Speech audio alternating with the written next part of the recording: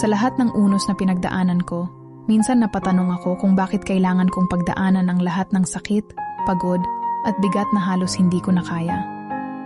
Pero ngayong narito pa rin ako, mas naiintindihan ko na hindi ako inilalagay ng buhay sa pagsubok para sirain ako, kundi para patatagin ako. May mga gabi na parang wala nang bukas, pero nagising pa rin ako. May mga araw na halos sumuko na ako, pero heto ako, patuloy na humihinga, patuloy na umaasa, patuloy na lumalaban. Sa lahat ng unos na pinagdaanan ko, minsan napatanong ako kung bakit kailangan kong pagdaanan ang lahat ng sakit, pagod, at bigat na halos hindi ko na kaya.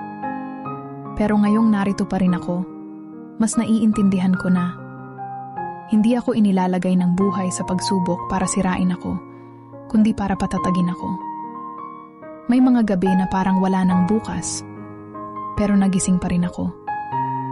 May mga araw na halos sumuko na ako, pero heto ako, patuloy na humihinga, patuloy na umaasa, patuloy na lumalaban.